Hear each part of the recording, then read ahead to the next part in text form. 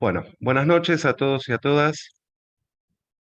El llamamiento argentino judío, organización política apartidaria, progresista, nacional, popular, laica y humanista, comprometida en la lucha contra el fascismo y todo tipo de discriminación, bregando por los derechos humanos, la democracia, la equidad social, la salud para todos y educación para todos, en la búsqueda constante de la memoria, la verdad y la justicia, tiene el honor hoy de poder compartir y haber articulado y organizado esta actividad con los compañeros de la Asamblea Permanente por los Derechos Humanos Regional de Cava. Ahora los voy a presentar y las voy a presentar.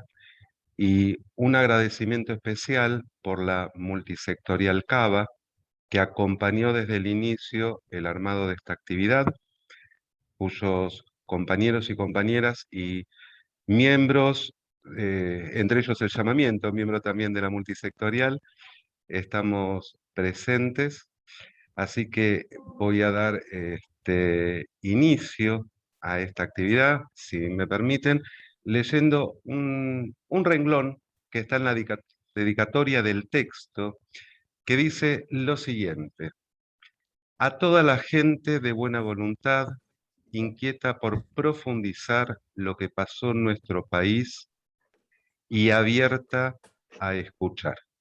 Me parece que este prólogo como dedicatoria es una entrada excelente a la actividad de esta tarde, y voy a presentar a los dos copresidentes de APDH Capital.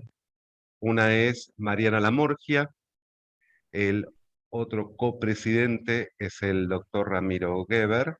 Cada uno de ellos va a hablar enseguida. Y también va a estar presente hoy Isidoro Cruz Bernal, que es sociólogo, miembro de la PDH Cava y de la comisión editorial de este libro. Es también editor de la revista digital Sociedad Futura e investigador del Centro Cultural de la Cooperación. Así que, habiendo presentado a cada uno de los miembros de la PDH que hoy van a hablar, les damos la palabra, la bienvenida, y empiece quien quiera, o Mariana, si querés empezar, Bueno, adelante. empiezo yo, que yo voy a dar un paneo, voy a contar qué es la PDH, qué hacemos. No sé, si me permiten hablo yo primero y después Ramiro y Isidoro que hable del libro. Perfecto, Mariana, dale, adelante. El micrófono es todo tuyo. Bueno, gracias por invitarnos a su casa de militancia, el llamamiento, que es copado encontrar un lugar así donde uno se sienta un par para poder charlar y para poder, intercambiar ideas. Lo que yo quería contarles era cómo se creó la PDH, cómo se fundó la PDH, que fue en diciembre de 1975, unos meses antes del golpe cívico-militar, donde en esa época había dos organismos de derechos humanos, el CERPAG y la Liga. Y la PDH, bueno, en medio de ese clima de violencia, de incertidumbre, donde un grupo de dirigentes, de militantes, de políticos, religiosos, de la educación, decidieron estar en contacto y hacer como una vigilancia permanente para denunciar las violaciones de derechos humanos que estaban ocurriendo en el país, y de ahí surge el nombre de Asamblea Permanente por los Derechos Humanos. Y bueno, y a partir de ahí, esta asamblea y los otros organismos de derechos humanos se empezaron a tomar los casos, a hacer las denuncias ante las autoridades militares, ante los organismos nacionales e internacionales de estas violaciones. Y bueno, y la PDH tiene un archivo, elaboró un registro de 5.500 casos, se recibió 5.500 denuncias, y estas denuncias sirvieron después para ser incorporadas a la CONADEP, y bueno, y también sirve como para fundamentar cuando uno elabora denuncias y las lleva a la CID, a la ONU, y bueno, y este archivo es parte del programa Memoria del Mundo de la UNESCO, y es considerado Patrimonio de la Humanidad. Y ahora está siendo, bueno, ahora 2, 3 años está siendo digitalizado, y bueno, está preservado ahí en la PDH. Y ahora, bueno, la PDH es una institución federal, tenemos regionales en todo el país, son 34 regionales. Este año se formó una regional más en Chubut, 34 regionales y 15 secretarías nacionales. Y bueno, y nos organizamos, tenemos elecciones cada 2 años, en las elecciones se eligen los presidentes, los vicepresidentes y los secretario coordinador, tesorero de la mesa directiva de la asamblea. Y bueno, tenemos un consejo de presidencia que para ingresar al consejo de presidencia se propone un representante, un militante de la sociedad, y la mesa directiva lo aprueba y ya forma parte del consejo de presidencia. Bueno, el consejo de presidencia nos juntamos una vez al año, y la mesa directiva nos juntamos una vez por mes, nos juntamos los primeros lunes de cada mes, en la mesa, después tenemos la comisión ejecutiva, y bueno, estos son los 3 órganos que forman parte de la asamblea. Bueno, no, eso nada más. Ok, gracias, Mariana. ¿Querés seguir, Ramiro? Sí, ¿qué tal? Buenas noches a todas, todos y todes. Desde ya el agradecimiento me hago de la invitación que nos produjera Adrián, con la cual nos venimos cruzando y militando ya hace casi 1 año y medio, en función del tema de la pandemia, en función de la pertenencia al llamamiento argentino judío a la multisectorial de la Ciudad Autónoma de Buenos Aires, en el que también participamos como PDH, Ciudad de Buenos Aires, y que permanentemente nos alimentamos y nos retroalimentamos de las distintas propuestas como para llevar adelante el arduo trabajo que es combatir al neoliberalismo en todas sus formas y en todos sus territorios, y en toda su historia. Y justamente adentrándonos un poco en lo que la obra, o el informe, o el libro de Tocar Fondo expresa. Un poco Mariana ha dado el contexto de la creación de la propia asamblea, y eso no está lejos de lo que tenemos que empezar a enunciar o enumerar de por qué tocar fondo y de contextualizarlo históricamente. Permanentemente en la Argentina, digamos, hubo una discusiones centrales acerca del modelo de acumulación, como en todas partes del mundo. Acá hubo un proceso histórico, ¿sí?, que se cierne a través del peronismo, y como contrapartida, digamos, los sectores conservadores y los sectores más de derecha se empezaron a organizar, ya estaban organizados y se empezaron a instituir de alguna forma, y a ejercer este marco de bipolaridad permanente. En el marco de los últimos 50 años de historia, en función para contextualizar un poco los antecedentes históricos, la dictadura cívico-militar eclesiástica y el menemismo, fueron los 2 momentos donde la cultura imperante, ¿sí?, del sálvese quien pueda, y instituir las bases estructurales de los modelos neoliberales.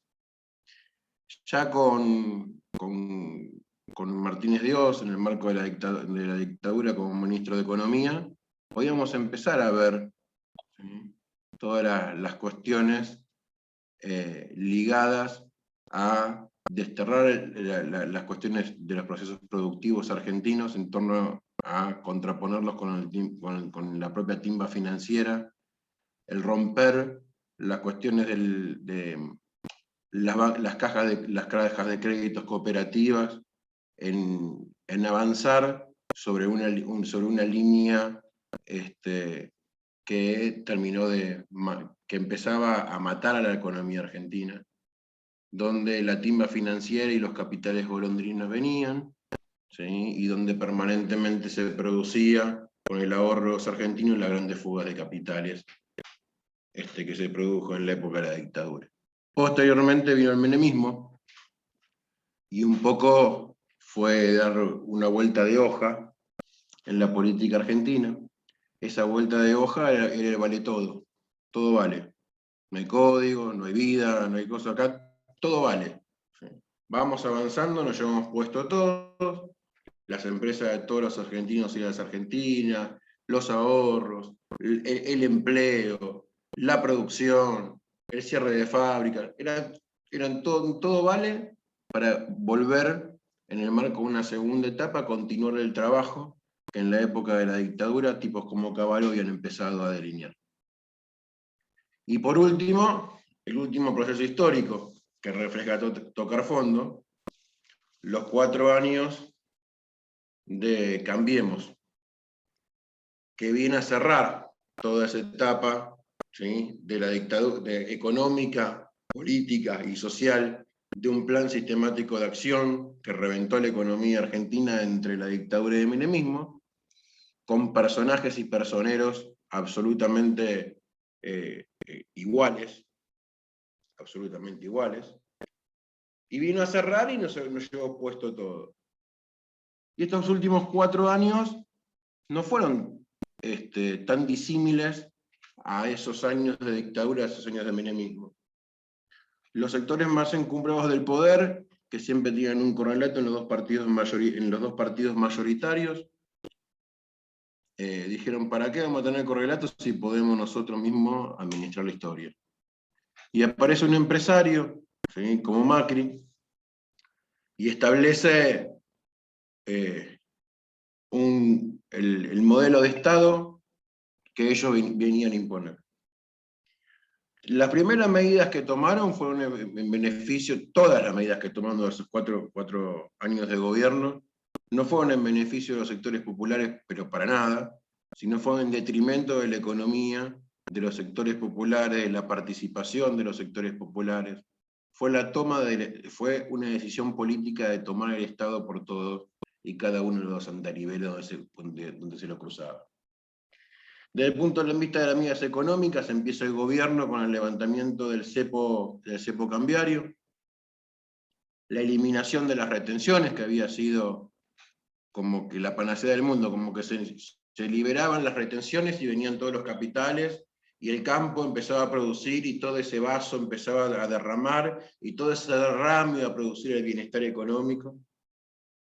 Ese levantamiento del cepo cambiario lo que produjo fue una brutal devaluación, una afectación directa del salario, hubo una expulsión, hubo una estigmatización del empleo público estatal, empezaron no sé si se acuerdan, las expulsiones de los trabajadores del Estado, incrementaban exponencialmente la tasa de interés, que casi llegó a tocar el 80%, produjeron 6.600% de aumentos en las tarifas, produjeron el aumento de todo tipo de impuestos, transformaron la inflación, ¿sí?, en un grave problema estructural, una inflación que venía con ciertos márgenes o con cierto tipo de control, ¿sí?, la establecieron en casi un 40% en el primer año de gobierno.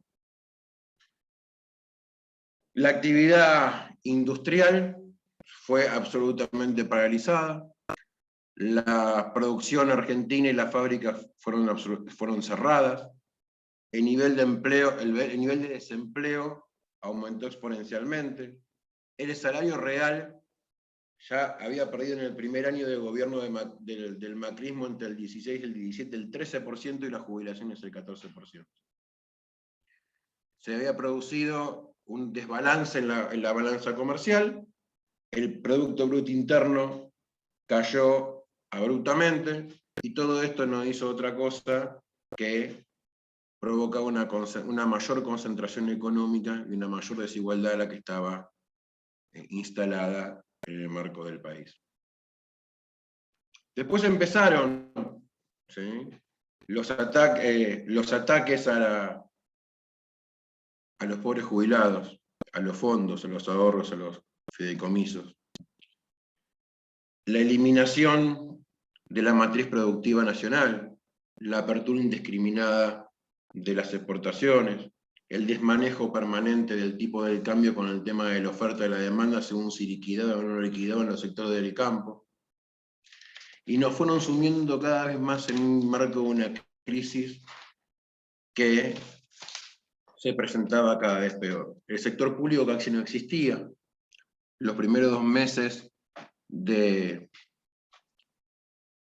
la pandemia, ¿sí?, entre marzo y mayo, cuando levantan, ¿sí?, las restricciones totales, fueron justamente para reponer el sistema público de salud.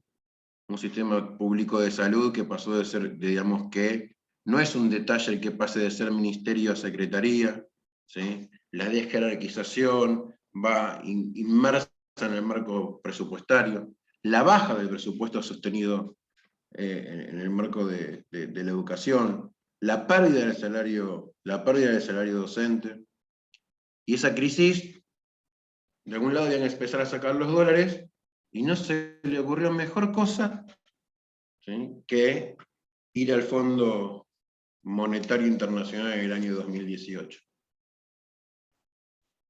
Y ahí empezó, digamos, nos endeudaron a 100 años, nos han endeudado a generaciones, nos endeudaron por un monto de 57.000 millones de dólares, el crédito más grande que en la historia dio el Fondo Monetario Internacional, y violentaron todas y cada una de las normas vigentes en la República, los defensores de la República, los defensores del Estado de Derecho, de las instituciones democráticas, reventaron todas y cada una, incumplieron todas y cada una de las normativas, ¿sí?, vigentes. Por ejemplo, hay algo que se pasa en alto, y muchas veces, que es que el endeudamiento estatal tiene que pasar por las cámaras parlamentarias. Ese endeudamiento nunca pasó por las cámaras parlamentarias. Intentaron en sus 4 primeros días, no solamente que no pasó, digamos, sino que el endeudamiento lo acompañaron con desregulación de la cuenta de capitales, y entonces se produce la gran crisis de financiamiento, las compras de dólares, las transferencias a las empresas matrices, secaron la plaza de pesos, transfirieron todos los dólares y nos dejaron en la peor crisis de la historia económica de la República Argentina. Nada de esto fue casual. Hubo un plan que se desarrolló en 50 años, que empezó con la tablita famosa de Martínez de Oz, que después replica Machinea en cierta etapa del 2001, que continúa el menemismo, o sea, antes de eso, que continúa el menemismo, que viene en alianza, intenta cambiar algo para no cambiar absolutamente nada, se rompe todo el tejido social por abajo, la división política a los sectores del progresismo y los sectores de la izquierda era un permanente discurrir como si fuera un colador, y nos fueron metiendo, y nos fueron metiendo, y nos fueron metiendo. Y decía que este endeudamiento había roto con todas las normas internacionales, y también internacionales. Rompió incluso con el artículo 6º del Estatuto del Fondo Monetario Internacional, donde dice que no se puede financiar, ¿sí?, la fuga de capitales con los préstamos que se extienden, o que extiende ese organismo. los defensores de la República, del derecho, de conectarnos con el mundo, ¿sí? Nos rompieron y nos hicieron trizas la economía argentina en 4 años, una economía que se había empezado a parar en el marco de un desendeudamiento, primero con los organismos multilaterales, como con el tema del Fondo Monetario en la época del kirchnerismo, y una economía que posteriormente, digamos, que había ciertos problemas con los fondos buitres, con aquellos que nos querían invadir la soberanía y sacar los dólares del Banco Central, que después fueron estos mismos que asumieron el gobierno, fueron parte y arte, porque eran gerentes, eran asesores, eran letrados de esos fondos buitres, que solamente pedían el pago de los intereses de 5.000 millones de dólares y nadie sabe aún por qué el Estado argentino pagó el doble de los que mismos fondos buitres pedían y solicitaban. Pero todo esto, ya lo aprendimos los argentinos y las argentinas, no cierra sin un marco de complicidad institucional. Y se pusieron a pensar a ver cómo podían llegar a legitimar toda esta gran obra de destrucción de la República, de las instituciones, del Estado y de la economía, y de hundimiento en la más extrema miseria del pueblo argentino. Entonces, como ya dijimos, lo primero que hizo a 4 días de gobierno, en función de la justicia, al 14 del 12 del 2015, fue sacar de lado la Constitución Nacional y querer designar 2 jueces de la Corte Suprema por decreto, de necesidad y urgencia. Tuvo que después retrotraer. Pero hizo algo peor en un decreto posterior, que está reflejado y está comentado en el libro Tocar Fondo de la PDH, y que no está señalado en el debate político nacional, que es la limitación de la autarquía económico-financiera del Ministerio Público Fiscal, quien acusa y quien investiga, y del Ministerio Público de la Defensa. Limitaron para tener el control del dinero y el control político de inversión de ese dinero en el marco judicial, ¿sí? Y tener el sistema de justicia controlado. Pero para que nada se le escape y para que todo siga un plancito, crearon una mesa judicial. Y nos metieron a cada uno y a cada una en el marco de una investigación, de los ajenos y de los propios, de los propios, de los tan propios y de los que eran hasta familiares, en un estado de sospecha institucional absoluta, y de una cuestión de, si no me das lo que te pido, terminás en cana. Y así fue Oil, Cristóbal López, C5N, ¿sí? Utilizando los carpetazos de la actual, lo que sería la actual AFI, CIDE, etcétera, etcétera, con todo el nombre que ha tenido en estos últimos tiempos, que es muy caro a quienes estamos dentro del marco peleando desde hace mucho tiempo causas como la causa AMIA, ¿sí? Esos servicios de inteligencia que se han ocupado de investigar lo que no es investigable para que nada se investigue, y esos carpetazos que derivaron, ¿sí?, en teorías conspirativas para que nada se llegue a la verdad y para que no se produzca la justicia.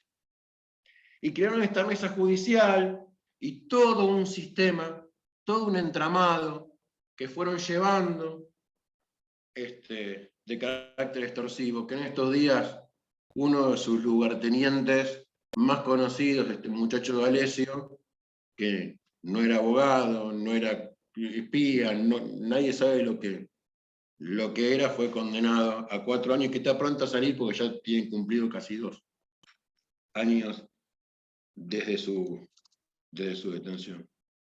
Pero aún más, los defensores del Estado de Derecho, de la democracia y los derechos humanos, desarticularon las unidades fiscales de investigación de los delitos de lesa humanidad en la República Argentina. ¿Escucharon? Desarticularon. desfinanciaron, ¿sí?, a la unidad fiscal AMIA. Desfinanciaron la investigación. Pero no solamente eso pasó en la República Argentina.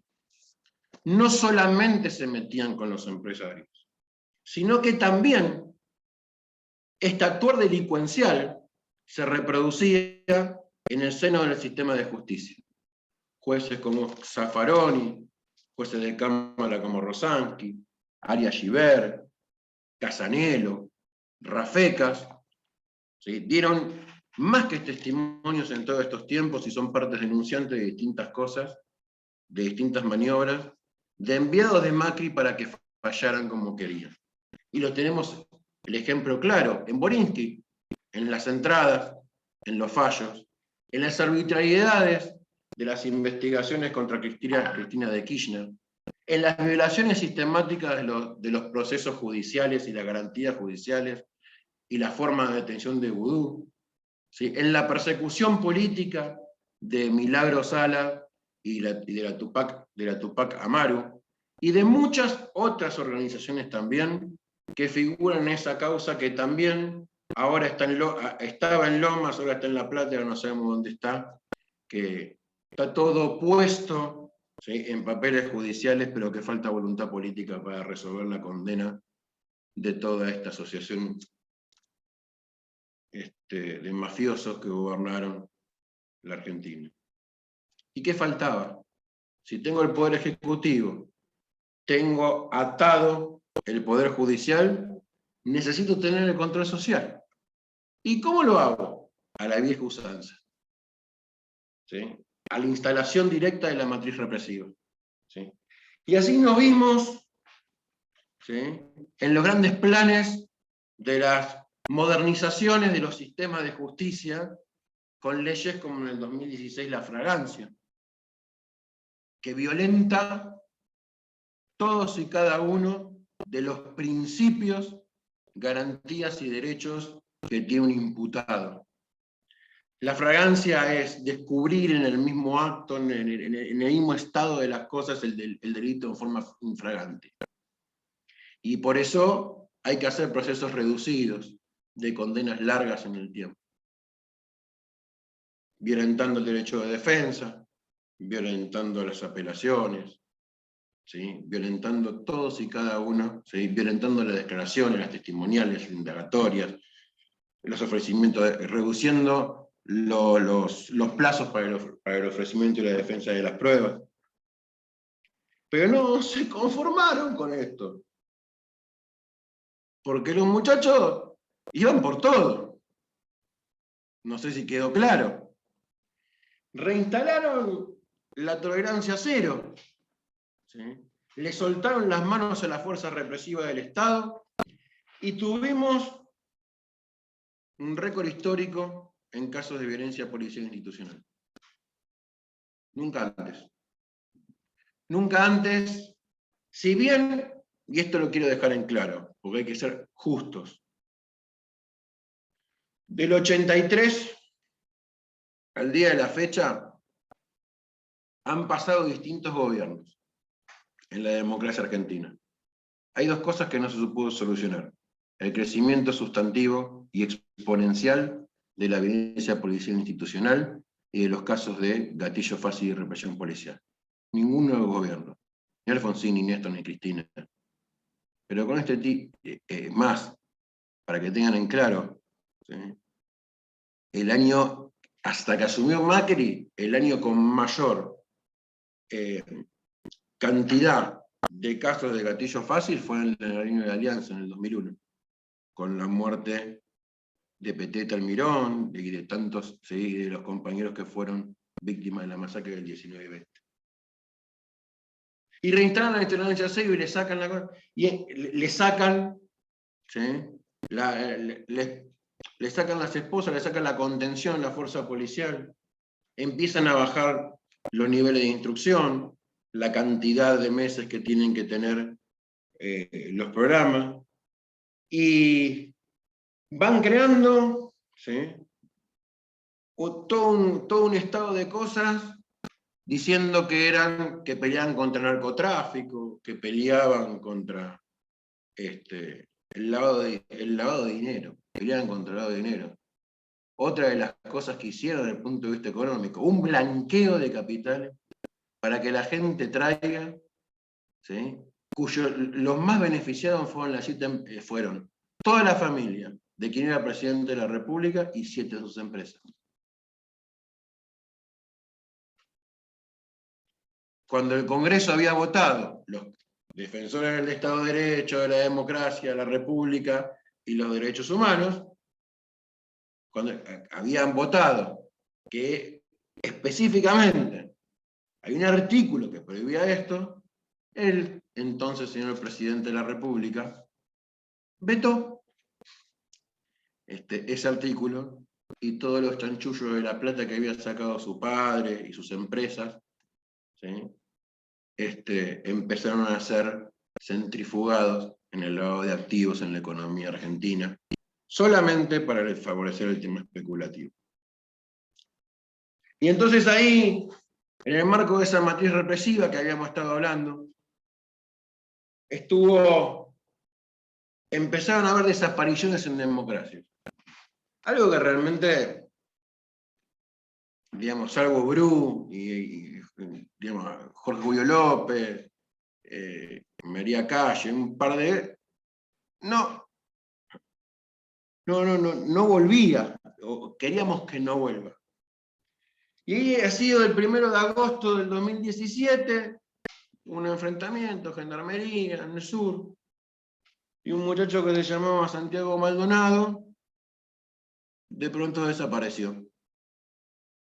Pues el actual de la propia gendarmería y la fuerza policial, y hay que decirlo, el encubrimiento de todo el sistema de justicia en esa provincia, que dura hasta la fecha, porque son exactamente los mismos responsables políticos que mantuvieron desde el 1 del 8 del 2017 hasta el 17 del 10 del 2017 desaparecido a Santiago.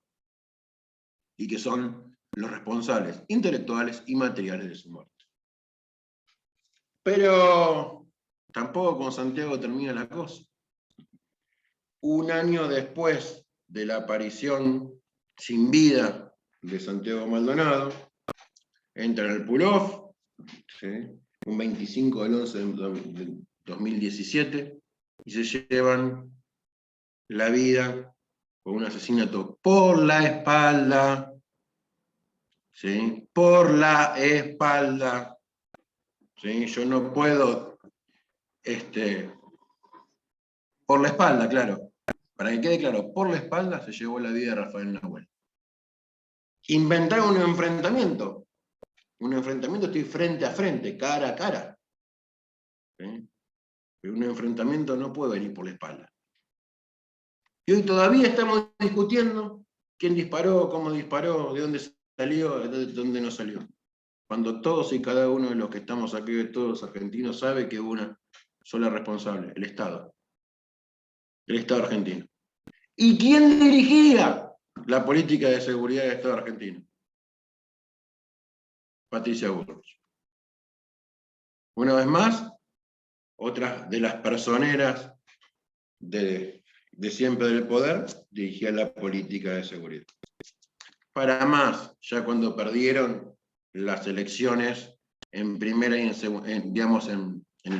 las PASO y en la primera vuelta, hubo un fiscal que era Picardi, que le imputó de tener un plan sistemático de acción contra la colectividad y contra las comunidades mapuches. Causa que fue presentada en el marco de una querella por APDH, como también en las otras dos causas, tanto de Rafael Nahuel como de Santiago Maldonado, también actúa como querellante hasta el día de hoy la APDH. Un plan sistemático de acción que nos hizo tocar fondo. Por eso hicimos tocar fondo. Para que todo esto quede registrado. Y este librito que tengo acá, que pueden acceder, y después que lo diga Isidoro, ¿sí? porque está en la página de APDH, tiene una página además que creó la comisión redactora, donde el que no pueda accederlo en librerías lo puede tranquilamente sacar en PDF y empezar a leer. ¿Sí? ¿No está documentado?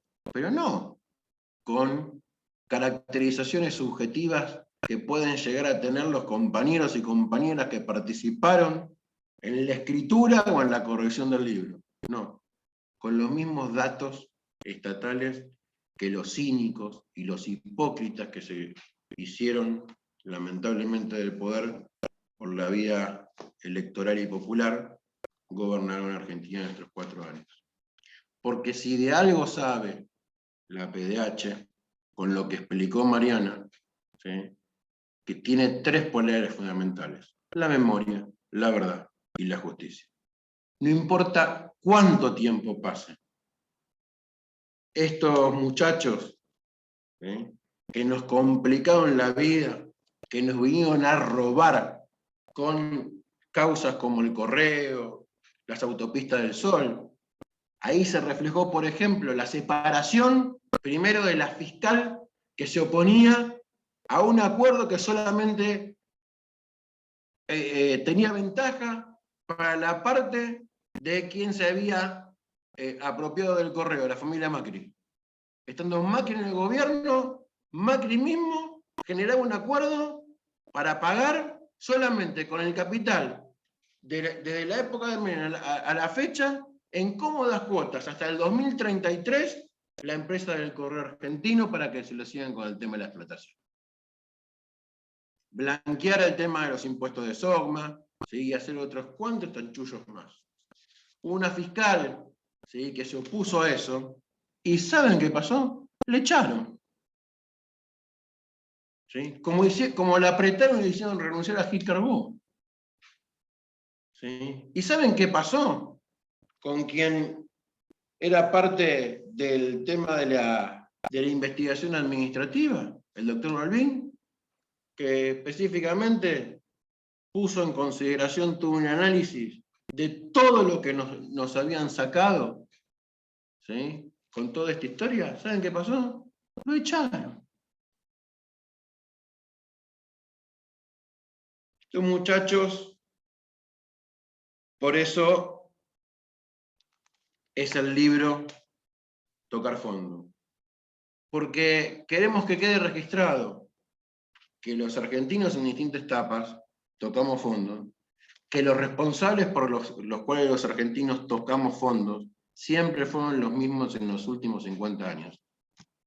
Que los que beneficiaron siempre fueron los mismos, ¿sí?, los grupos económicos y concentrados del poder en los últimos 50 años. Y que, como decía, ¿sí?, tocar fondo nos tiene que servir para dejar un testimonio. Porque en algún momento les va a llegar la hora. Les va a llegar la hora de la verdad, les va a llegar la hora de la justicia, porque los argentinos jamás vamos a perder la memoria. Nada más, es todo lo que tenía como para presentar un poco el libro, en lo que más o menos es mi discurrir militante en el ámbito de la justicia, en el ámbito de los derechos humanos, ¿sí?, en el ámbito social, y un poco quizá el pantallazo en eso como para invitarlos a la lectura. Muchísimas gracias al llamamiento. No, muchísimas gracias a vos, Ramiro.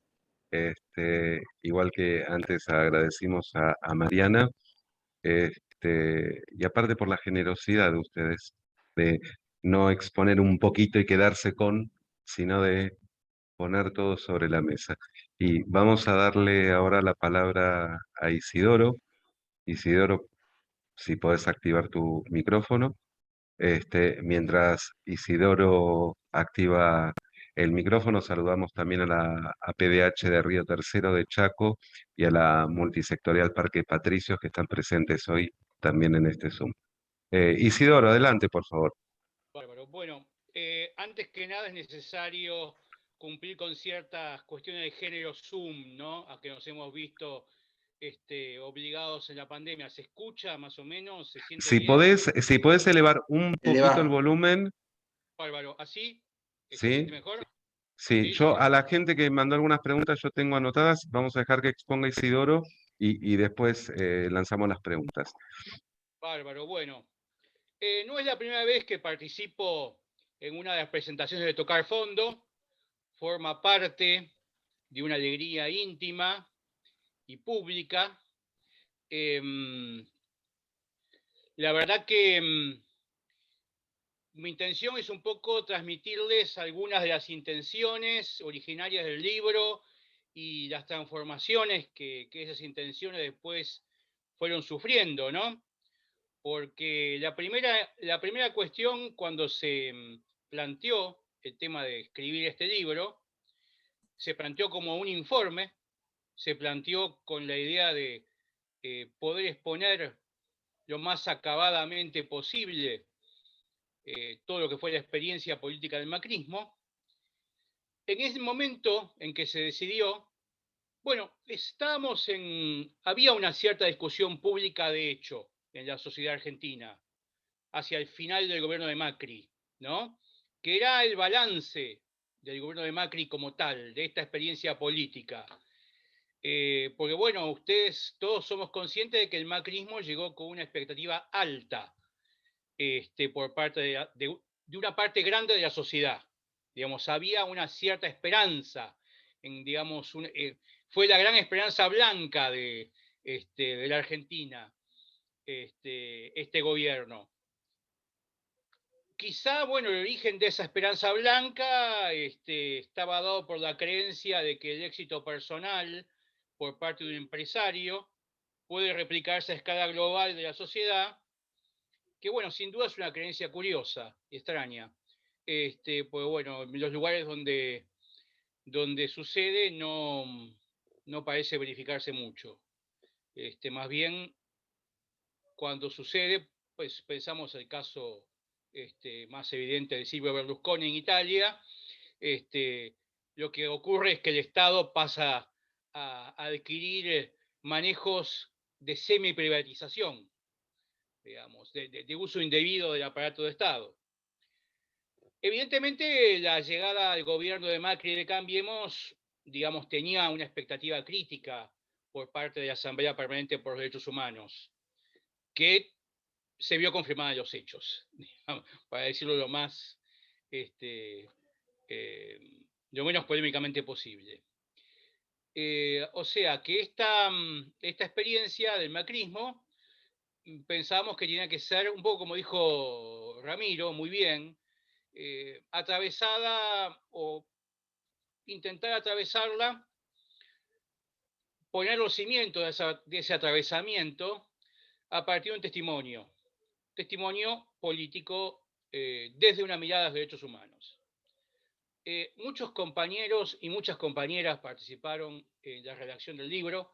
La verdad que mencionar a algunos y no a otros sería injusto.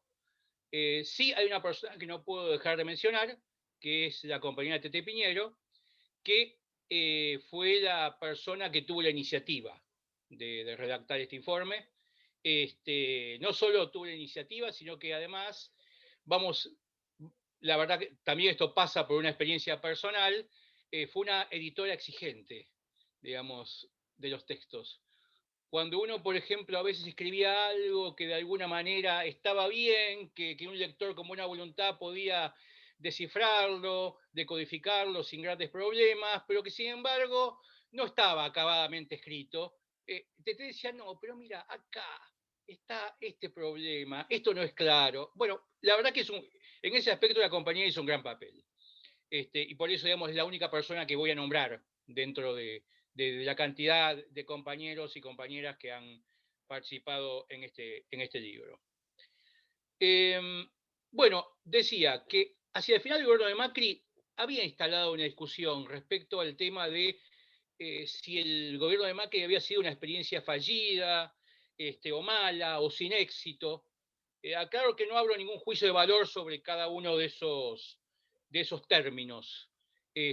Son formas que la sociedad argentina tenía de aproximarse al problema de la experiencia política del macrismo. Es evidente que en la Asamblea Permanente por los Derechos Humanos, a partir de una inicial mirada crítica, nos interesó llevar a cabo, y de ahí la idea del libro, un balance objetivo que tomase y abarcara la mayor cantidad de aspectos o áreas referidas al gobierno de Macri posibles. Pues evidentemente uno, por ejemplo, cuando analiza el gobierno, cualquier gobierno, no solamente de Macri, uno trata de ir a ver cuáles son las fuerzas motrices, cuál es su base social, su política económica, ciertas decisiones políticas centrales, pero ese libro tiene esto. Después voy a comentar un poco más detalladamente la estructura del libro. Ese libro tiene eso, pero también tiene temas que no son los más, en los que primero pensamos cuando tomamos o queremos aproximarnos al gobierno de Macri o a cualquier otro gobierno. Y un poco este balance objetivo que queríamos hacer, bueno, era un poco, si uno quiere, inspirado para poder hacer ese balance, un poco medio bíblico, digamos, la idea de por sus frutos los conoceréis, que aparece tanto en Mateo como en Lucas, porque bueno, buscamos establecer objetivamente los hechos del macrismo. Esa es la idea de este libro. Hoy son hechos que es interesante porque la coyuntura política cambió y esos hechos hoy más bien se intentan esconder con mucho afán. Entonces, de alguna manera, el libro, además de ser un testimonio, creo que ha virado a ser, o puede ser usado como un instrumento político que puede ser más adecuado o menos adecuado según el criterio que cada compañera o cada compañero pueda tener, pero es un instrumento que hoy disponemos para la discusión política, que creo que es un instrumento válido porque abarca, como decía, abarca muchos aspectos del tema del gobierno de Macri. No solo los aspectos los que primero pensamos cuando analizamos cualquier gobierno. Bueno, hoy, por ejemplo, asistimos a estos últimos dos días a una increíble fake news a escala de masas, en los más media, que trata de demostrar que Macri no fue un endeudador a lo Gargantúa y Pantagruel, sino que fue un austero administrador que contrajo una deuda moderada, necesaria y razonable, si se compara con la deuda monstruosa que parece estar llevando adelante el gobierno del Frente de Todos, ¿no?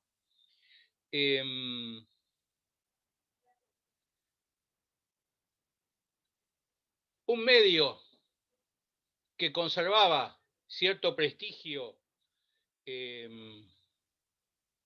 residual como Chequeado, ha estado dispuesto en estos días a rifar ese prestigio, dando por bueno esta fake news de Juntos por el Cambio, que es francamente, como decía el fallecido Pino Solanas, escandalosa. Siempre se supo que Chequeado, por su origen, estaba del lado derecho del mundo, digamos, ya que Laura Sommer, su directora, es la esposa de Nicolás Ducoté, ex intendente macrista de Pilar. No es un medio ajeno a la derecha política. Pero ahora parece que Chequeado, parece que tienen que salir a militar en favor de la derecha, que no le está permitido mirar las cosas Ducoté, que tiene que ir de frente y mentir. Menciono esta cosa que puede ser relativamente o excesivamente coyunturalista, porque me parece que es el momento político, una característica saliente del momento político que estamos, y que de alguna manera puede mostrar cierta utilidad social que tiene este libro.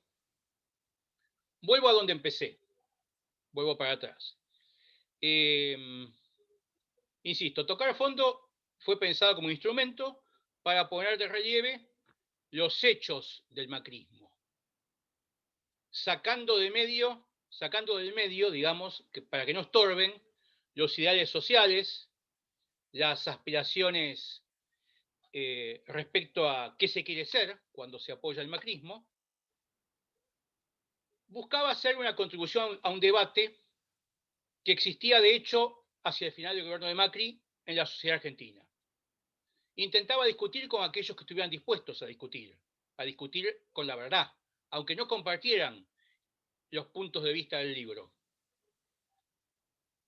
Nosotros tenemos una serie de ideas firmes acerca del gobierno, pero también estamos abiertos a discutir y, digamos, podemos cambiar de punto de vista si nos convencen, no somos cuadrados, digamos. Pero bueno, evidentemente, hoy, por lo menos la coyuntura política, desgraciadamente no se está expresando en términos de un debate abierto y razonable, sino que parece más bien expresarse en términos de fake news y mentiras, por eso digo, desmesuradas a lo Gargantúa y Pantagruel, si me perdonan lo literario de la cita. Siempre fuimos conscientes de que en la pauta de conducta habitual de la coalición Cambiemos, es frecuente no hacerse cargo de sus propios hechos. Que siempre o que muchas veces ha habido una huida hacia adelante o una autovictimización. Y esa posibilidad apareció con la pandemia del COVID-19. Eso está dicho en el prólogo del libro, no estoy descubriendo nada nuevo, no estoy agregando elementos para discutir, sino que estoy tratando de hacer una recensión de estos temas. La pandemia les dio la cobertura a Juntos por el Cambio, ex Cambiemos, Juntos, como se llamen, para evitar un balance objetivo de su gobierno. La caída económica en Argentina, pero que no fue solo en Argentina, sino que fue en todas las zonas de la economía mundial que están mínimamente conectadas con las cadenas de valor, esto último siempre se tapa, ayudó a una especie de curiosa, de rara resurrección de las expectativas en la coalición de derecha Cambiemos.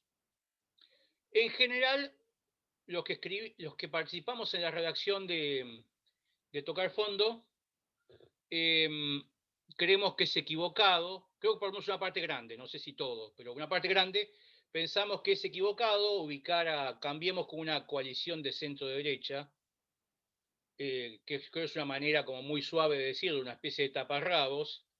Creo que fue un gobierno de derecha dura, no fue un gobierno de centro-derecha. De repente, de centro-derecha es Mesa y Comunidad Ciudadana de Bolivia. Digamos, que es una persona conservadora, pero con una cierta moderación. Creo que yo no uso la expresión extrema derecha porque es confusa. Porque, por ejemplo, se usa mucho en Europa y en el contexto europeo y también en otras décadas pasadas en América Latina, la expresión extrema derecha está vinculada mucho a la experiencia fascista, ¿no? Y Cambiemos no viene del fascismo, sino que viene del liberalismo. Del liberalismo, una expresión muy de derecha al liberalismo.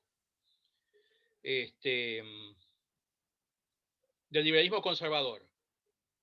Un liberalismo que yo podría calificar como un liberalismo de guerra contra los pobres y contra las libertades democráticas, que bueno, que eso fue muy bien ilustrado por el comisario Ramiro, así que no me voy a extender.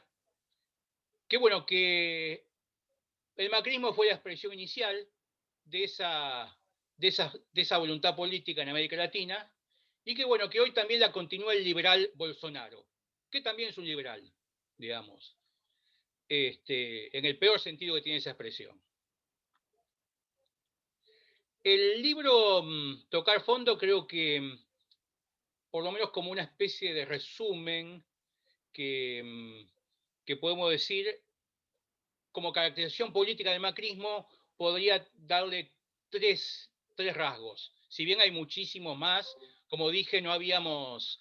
el libro tiene lo bueno, o uno de los puntos fuertes que tiene el libro es el hecho de que toma aspectos que no son los más habituales cuando uno piensa en un gobierno, sino que ahora después un poco comento. Pero creo que podemos decir que hay tres rasgos en el macrismo que un poco este libro ayudan a iluminarlos. Uno, yo diría que es que el macrismo representa una muy fuerte erosión del Pacto Democrático de 1983, como nunca se vio en este país. Es decir, por gobiernos saqueadores, como el de Menem, no tuvieron una voluntad antidemocrática tan fuerte como el macrismo. Y bueno, la legalidad republicana fue en el aspecto muy rescatable que tiene hablar de la legalidad republicana, no en el republicanismo cachivache y de cotillón, fue francamente violentada y se buscó una regimentación de determinados poderes del Estado, un protagonismo de elementos represivos y de espionaje en el aparato de Estado. Pues bueno, una cosa, por ejemplo, citaba Ramiro, es muy interesante. Los casos, por ejemplo, de Miguel Bru o de María Cash, que fueron casos terribles, o son casos terribles, pues no tienen plena vigencia, no son siempre achacables a los gobiernos que están en el aparato de Estado, en el centro del aparato de Estado. O por lo menos es discutible. Pero el caso de Santiago Maldonado y el asesinato de Rafael Nahuel son indiscutibles, que es el aparato de Estado y la responsabilidad política del macrismo. Después hay otro aspecto, un segundo aspecto que pondría, que es que el macrismo como proyecto político fue un intento muy radicalizado de cambio en la distribución del ingreso y la riqueza, en favor, en general, de la cúpula empresarial argentina y en particular de SOCMA y sus aliados. Es decir, fue un gobierno que además vino a beneficiarse como agente económico privado. Y después, la tercera cuestión, que también la citó el compañero Ramiro Geber, que es volver a introducir el control del sistema financiero internacional y en particular del Fondo Monetario Internacional en la economía argentina. Digamos, eso evidentemente es muy logrado. Es uno de los grandes éxitos de Cambiemos y del macrismo. Y la verdad que nos embromaron en eso. Acá empiezo un poco con el tema de la facturación del libro. Hubo una decisión política que fue basarse no tanto en investigaciones, diría, de tipo académico, aunque las usamos, por supuesto, leímos bibliografía que tampoco era una bibliografía que se estaba haciendo en el momento en que nosotros escribíamos y que discutíamos. Pero decidimos usar información pública, que cualquiera con un mínimo de exposición pudiese encontrar.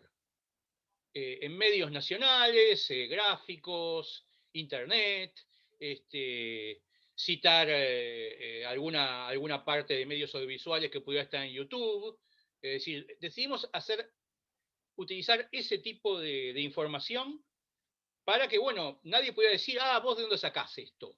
No, todo está citado, todo puede verse. Digamos, después todo puede discutirse, por supuesto.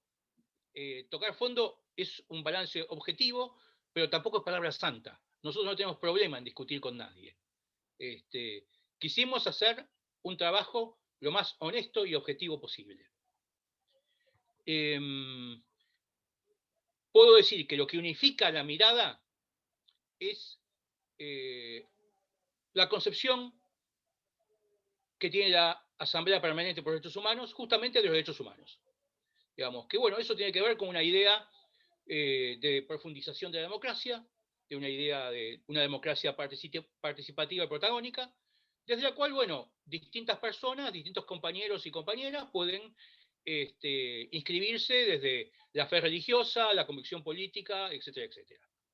Yo supongo que eso lo comentó Mariana, pero bueno, es parte del acervo que tiene la PDH.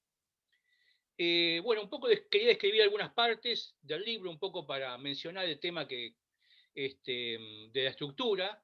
Me parece que, bueno, está un poco lo que planteó Ramiro, que describió muy bien toda la parte que podemos llamar de económico-social del libro. Que bueno, que hay partes específicas sobre la pobreza, sobre la política tarifaria del macrismo y sobre la deuda. Me parece que hay algunas cosas más, pero creo que esas son las tres centrales de la parte económico-social. Hay puntuaciones muy claras sobre el negacionismo del gobierno de Cambiemos en el ámbito de los derechos humanos, del abandono de las políticas de memoria, verdad y justicia, así como también de las persecuciones a opositores, los presos políticos del macrismo, los perseguidos, el disciplinamiento a jueces díscolos, que de repente no llevaron adelante decisiones que el gobierno no estaba dispuesto a soportar, los elementos de violencia institucional en cárceles, abusos policiales, ataques a sectores de trabajadores, también cosas que quizá no sean tan llamativas en principio como el tema de los migrantes. Digamos, acá fue modificada por decreto, aunque por supuesto el gobierno actual del Frente de Todos eliminó esa modificación. La ley de inmigración, que evidentemente cuando lo que planteó el macrismo generó un enfoque altamente discriminatorio y horrible respecto a los migrantes de países vecinos. El libro también tiene una parte sobre salud y alimentación, discapacidad y salud mental, es decir, todos temas que tienen que ver con, diría yo, la vida material de las personas, que es muy importante poder evaluar esos aspectos que de repente no son, uno diría, el centro del debate social o de las políticas de gobierno, pero que son muy importantes. Hay también un capítulo sobre educación y un capítulo sobre niñez y adolescencia. Creo que todas esas cosas son muy importantes y suman. Después en el aspecto, si uno quiere, que digamos que buscaba mostrar la tremenda hipocresía del gobierno cambiemita, está el tema, bueno, de los vínculos complejos entre los intereses privados y las políticas públicas. Un capítulo que se llama Asuntos Públicos, Negocios Privados, donde ya están, creo que están casi todos la revolución de los aviones, todas esas cosas que armaron, digamos, si no están todas, están casi todas. Bueno, yo creo que la utilidad que tiene tocar fondo es el tema de que establece hechos y da argumentos en base de cómo esos hechos pueden ser interpretados, pero por supuesto siempre partiendo de los hechos. Esas interpretaciones permiten dar argumentos a lo que uno puede llamar el campo democrático y popular, muy en general, que me parece que en la actual coyuntura política, por lo menos para mí, es muy importante. De alguna manera, un poco retomando quizás de otro ángulo algunas cosas que dijo Ramiro, bueno, voy a decir algunas cosas que digamos no son patrimonio de la comisión redactora, sino son pensamientos propios, pero que creo que que algunas compañeras y algunos compañeros pueden coincidir. Yo creo que en Argentina hoy, en los últimos 20 años, no hay un bloque histórico formado ni hay hegemonía. Que las fuerzas sociales y políticas hoy enfrentadas no lograron conformar un bloque histórico, un proyecto totalmente coherente que reúna nomenclatura de clase, proyecto político y manejo de aparato de Estado. Desde 2001, con el fin de lo que se ha llamado régimen social de acumulación de la valorización financiera, ahí fue el último bloque histórico que hubo. Digamos, en adelante ha habido enfrentamiento, ha habido momentos de disputa en la sociedad argentina. Creación de un proyecto nacional popular, encabezado por Néstor y Cristina, que se fue configurando en momentos sucesivos y diferentes, momentos de mayor conservadurismo, momentos de mayor radicalización.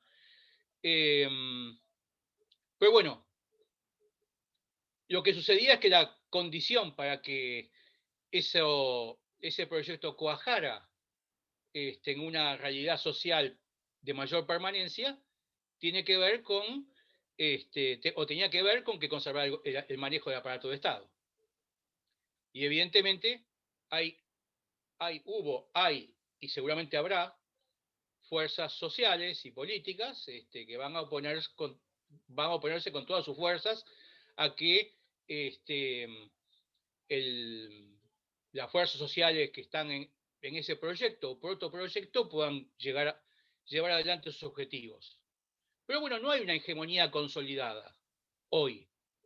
Que bueno, una hegemonía en términos gramsciano siempre supone que la oposición de alguna manera está integrada y subordinada a ese proyecto. Digamos, ganar políticamente, ser hegemónico, construir un bloque histórico es eso.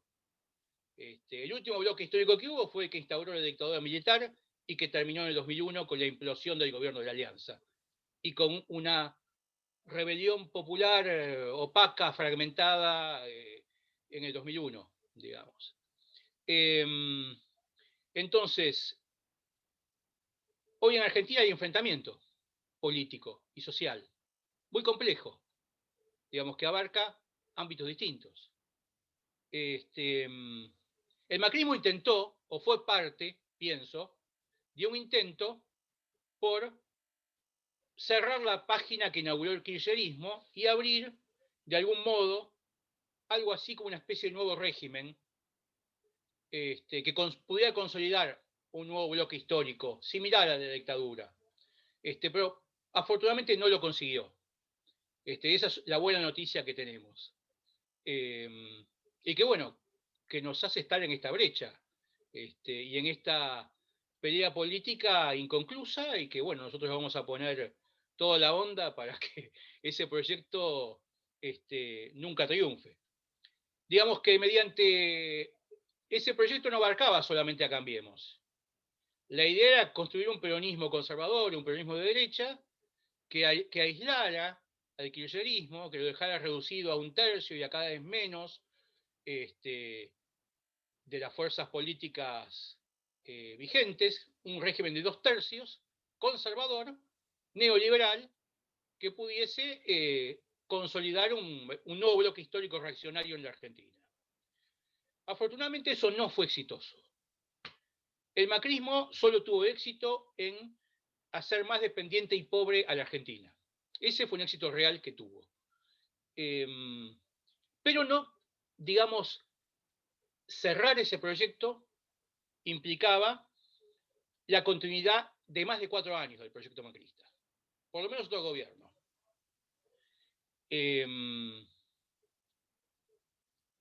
Para usar una imagen que tiene que ver con una ilusión política de otro momento de la Argentina, para que ese proyecto fuera irreversible de verdad.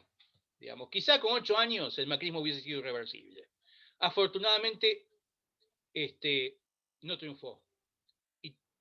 Y aunque conserva un montón de elementos de poder social, político, en el Estado y fuera de él, que de alguna manera tratan al gobierno del Frente de Todos como si fuera una especie de huésped indeseable en el aparato de Estado, bueno, está abierta la pelea política. Pensamos que ningún asalariado con una mínima conciencia de clase le da lo mismo, ni a ningún demócrata mínimamente consecuente le puede dar lo mismo un proyecto u otro. Digamos, más allá que nosotros no somos un partido político, somos un organismo de derechos humanos y tenemos la obligación de ser autónomo frente a cualquier gobierno. Podemos tener una opinión política, que en este caso estoy refiriéndome casi en términos absolutamente personales, ¿no? No hago responsable a las compañeras y a los compañeros de la comisión redactora de esto, del último tramo de lo que estuve diciendo. Pero creo que en todo caso hay un enfoque, hay coincidencias. Creo que digamos, un montón de compañeros y compañeras no piensan que soy un marciano al decir esto. Pensé, bueno, que podrá haber matices o énfasis diversos, pero que, digamos, a nadie le da lo mismo cómo se resuelva esta pelea de Argentina, esta lucha abierta. De alguna manera, insisto, remarco, subrayo y termino con esto, tocar fondo es un intento documentado, argumentado, lo mejor que nos salió, de dar el nunca más al neoliberalismo en este país. Nada más. Bueno, Isidoro, muchísimas gracias. Clarísimo, aparte maravilloso cómo en tu presentación pudiste articular una pregunta que apareció en el chat antes que pudiéramos oír tu ponencia y la fuiste metiendo. Y quiero compartir, ya que todavía tenemos un ratito, dos preguntas, pero que me llegaron por mi celular. Una es para Mariana y la otra es para Ramiro, eh, que son para Mariana.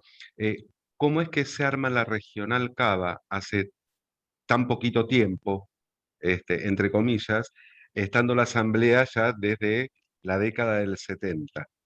Y para Ramiro, si podés profundizar un poquito más en relación a el armado de la mesa judicial. Entonces, les pido, por favor, si pueden cada uno de ustedes Sí, contarnos un poquito. sí, lo mío es corto, lo de Ramiro no sé, la mesa judicial no. No, la regional Cava, claro, hace 2 años que es regional, y primero nos constituimos como una comisión, que éramos poquito, éramos 5, pero era porque como que se confundía los temas que se trataba, que las denuncias y los temas que tomaban, los reclamos que tomaban, lo tomaban como mesa nacional. Entonces, las distintas regionales también como que decían que, bueno, que había teníamos que tener una de Cava que lleve los temas específicos de Cava, y bueno, empezamos como una comisión, después se aprobó en mesa directiva como regional, éramos 5 o 6, y ahora somos 35 militantes de la regional, y bueno, y como que nos fuimos fortaleciendo por el macrismo, que teníamos que ir a las comisarías, por el tema de la violencia institucional, y bueno, ahí fue que fuimos como Creciendo. motivando para que, para que vengan a militar a la regional Cava, y bueno, ahí quedamos constituidos como regional, hace 2 años, por eso es nuevo. Gracias, Mariano. Y ahora la palabra a Ramiro, pero antes una aclaración. A lo mejor me lo perdí yo, Isidoro. Es, Sí, decime. es mi sordera en todo caso.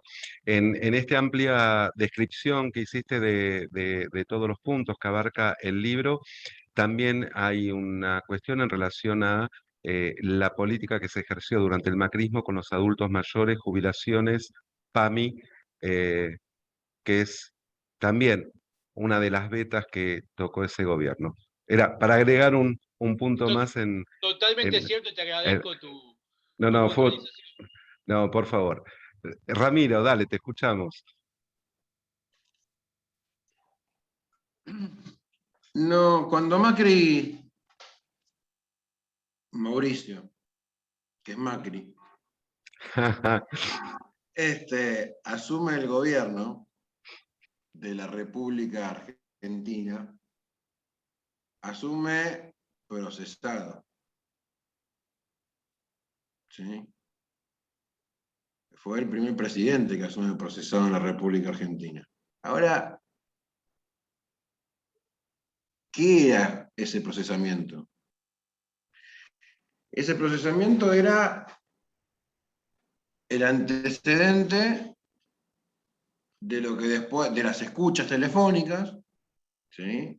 De lo que después iba a implementar siendo gobierno nacional. El tipo, cuando estuvo en el gobierno de la ciudad de Buenos Aires, lo primero que hace es organizar la fuerza represiva del Estado, antes que cualquier otra medida, ¿eh? Porque sabía que caja no le faltaba, ¿sí? Y que era parte, con la famosa ley de Cafiero, parte de una discusión que lo legitimaba dentro de su marco político, ¿sí? Y de su legitimidad en cuanto al tema de su voto. ¿A quién pone? ¿Sí? Alfino. Alfino Palacios. ¿Se acuerdan? El de la AMIA. Bueno, ese muchacho fue quien orquestó y armó la fuerza represiva de la ciudad autónoma de Buenos Aires. Pero como después le saltó la ficha, puso a quien estaba segundo Delfino Palacio, que era Ciro James, que se había desempeñado, ¿sí?, dentro del marco de las fuerzas de inteligencia en la época de la dictadura, justamente haciendo de infiltraciones telefónicas, haciendo espionaje. Entonces, la mesa judicial posterior, ¿sí?, Macri sale absuelto de esto unos días, unos días después de asumir el tema de la presidencia, es la aplicación fáctica de lo que ya había hecho, por lo cual había estado procesado.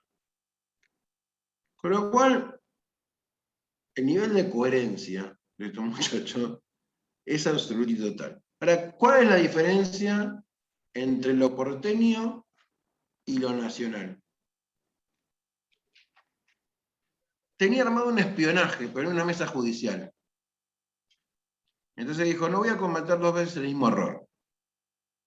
Armó el espionaje, pero también necesito impunidad. ¿Sí? Entonces hace todo este tipo de cosas que ya recientemente hablamos, de eliminar la autarquía de económico-financiera del Ministerio Público Fiscal, ¿sí?, nombrar, ¿sí?, jueces federales, apretar y extorsionar a empresarios y a jueces, para tomar el control de todo lo que él venía a hacer, para propios y para ajenos. Entonces, la mesa judicial no es un dato nuevo en la política del macrismo. La mesa judicial fue el reflejo de lo que Macri ya había hecho en la ciudad autónoma de Buenos Aires. Lo que no había podido hacer con tanta claridad es utilizar esa mesa para espiar organizaciones, para tomar el control de la justicia, para poder imputar y que haya presos políticos nuevamente en la Argentina, para poder, en consonancia con los sectores concentrados del poder y con los partidos conservadores a lo largo y ancho de la República, avanzar con un gobierno digamos, en consonancia, como el de Gerardo Morales, para imputar a Milagro Salas y a toda la cúpula de Tupac Amaru, que se había impuesto una tarea realmente ejemplificadora, ¿sí?, ejemplificadora de cómo construir poder popular en una de las provincias más castigadas históricamente por la pobreza argentina. Todo lo que no le era útil, ¿sí?, empezó a investigarlo, le metieron las escuchas, le sostuvieron las tareas de inteligencia, le crearon los carpetazos, lo judicializaron con los jueces que ellos nombraron o que ellos controlaban, generaron el tema de las sentencias, ¿sí?, o los pases a juicio, ¿sí?, de causas emblemáticas, acusaron a gente como Florencia Kirchner, que era menor de edad, menor de edad, tenía 15, 16 años cuando decía que la empoderaron no sé con cuánta guita, en donde miércoles,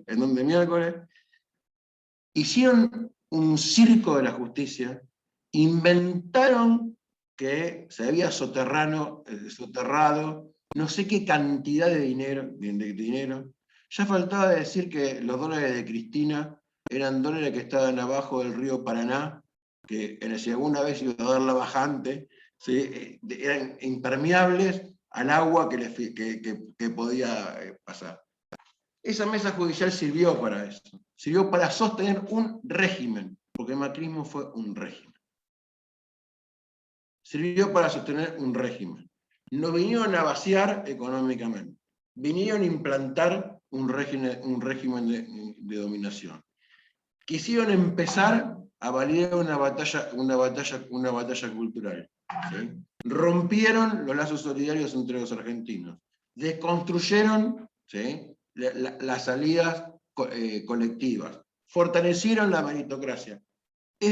Para todo eso, todo lo que no controlaban, ¿sí?, lo investigaban, lo circundaban, lo judicializaban y lo armaban.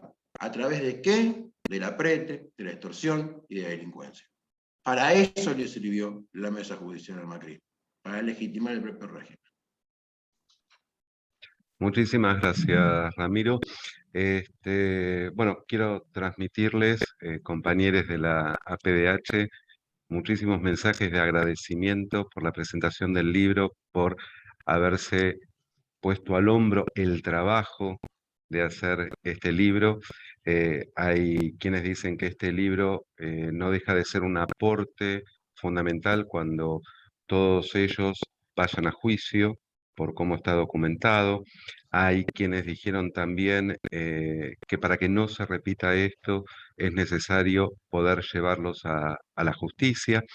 Eh, yo quiero, en lo personal, sumarme a estos agradecimientos, agradecerles una vez más por haber presentado el libro aquí en el llamamiento, agradecer a la multisectorial que nos acompañó, la multisectorial Cava, en todo este trayecto, y poder pensar el libro también, poder pensar el libro como una suerte no solamente en lo concreto de ese gobierno macrista, sino como una suerte de ejemplo, como cuando se les cuenta a les niñes un relato, como un ejemplo más de lo que la derecha puede hacer y hace cuando se la deja avanzar.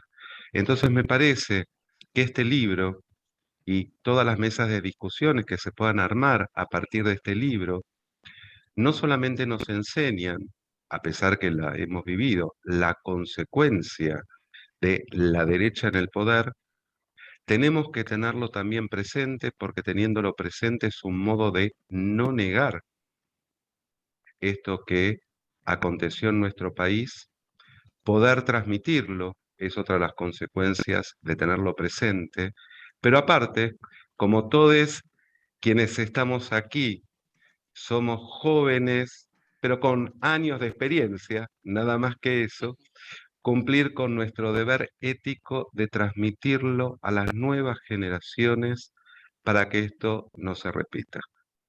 Muchísimas gracias a todos, a todas. Un aplauso. Podemos abrir los micrófonos y vamos a seguir trabajando conjuntamente. Gracias, Adri. Así que, gracias al llamamiento, gracias a la el multi. llamamiento honrado. Disculpe una cosita.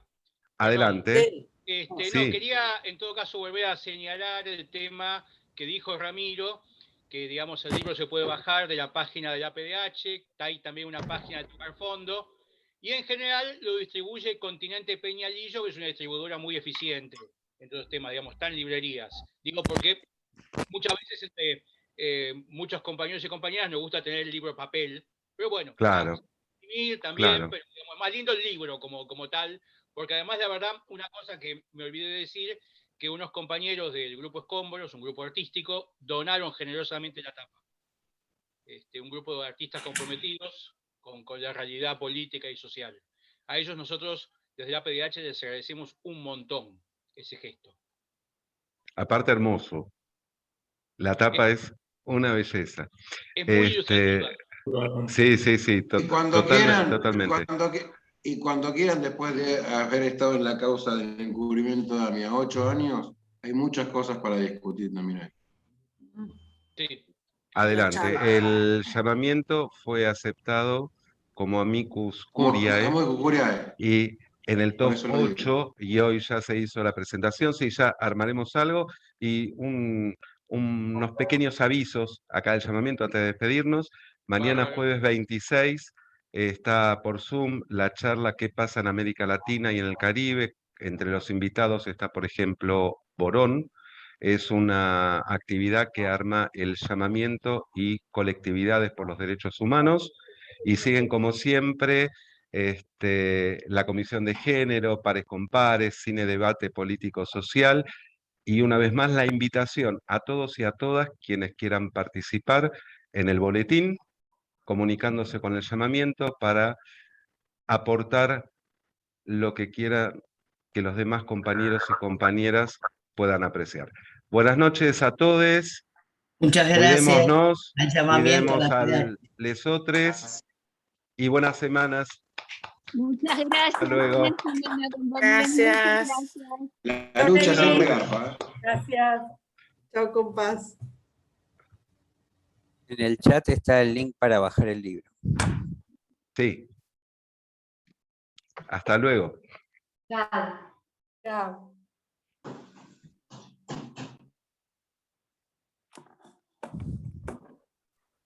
Bueno, nos quedamos nosotros. ¿Hacemos reunión? Los últimos de la fiesta. Ahí se fue Mirta. Bueno, ¿qué tal, Gaby? ¿Bien? Bien, todo bien. Bueno, apago.